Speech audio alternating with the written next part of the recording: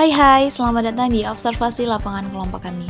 Teman-teman, di hadapan kita semua terlihat sebuah ekosistem perairan yang sedang mengalami ketidakseimbangan serius, dan fenomena ini disebut sebagai eutrofikasi.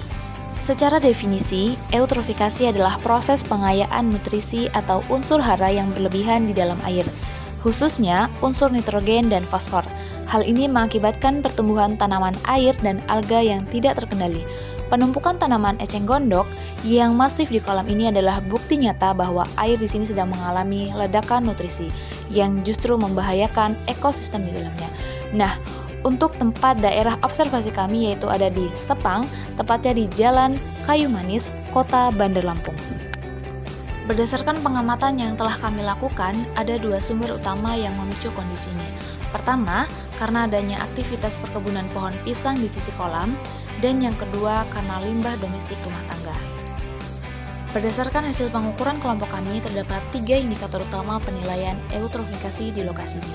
Yang pertama, indikator biologi yaitu terjadinya blooming alga dan dominasi tanaman eceng gondok. Dan yang kedua yaitu indikator fisika yaitu tingkat kecerahan air yang sangat rendah.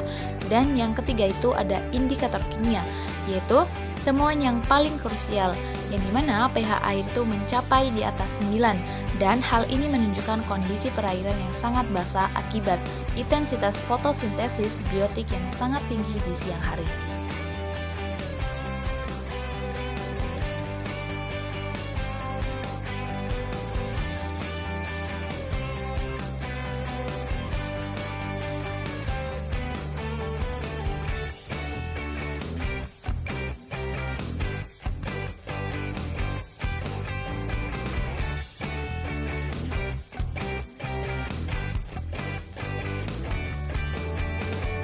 Nah, teman-teman, ini adalah gambaran dari adanya aktivitas perkebunan pohon pisang. Sisa-sisa pupuk dari perkebunan ini itu membawa unsur hara seperti nitrogen dan fosfat yang terlarut saat hujan, lalu mengalir masuk ke kolam dan menjadi nutrisi berlebihan bagi gulma air.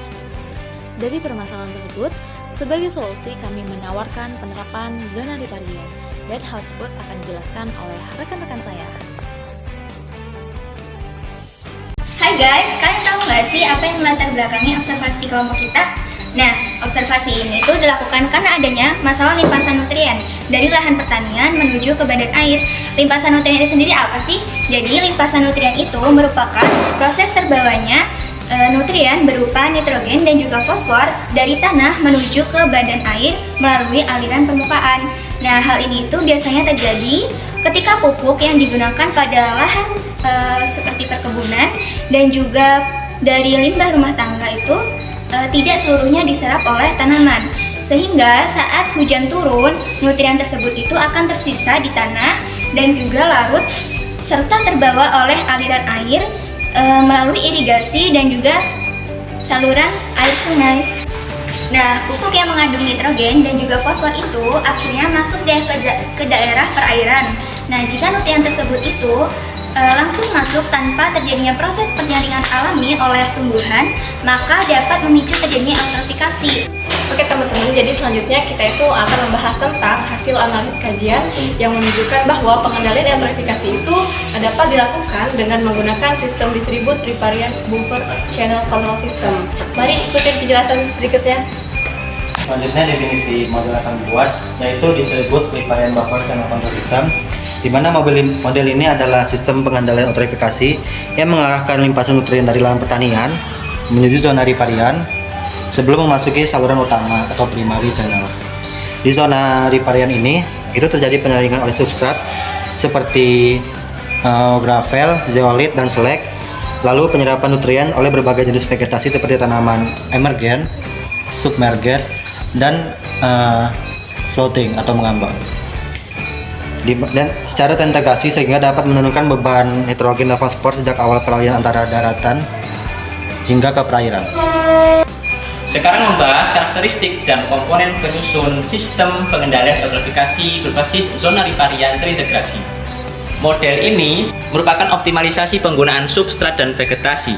Substrat pada vegetasi ini terdiri dari 3 komponen, yaitu ada batu gravel bersifat kasar, dan menyaring partikel besar, memperlambat aliran, meningkatkan waktu tinggal air.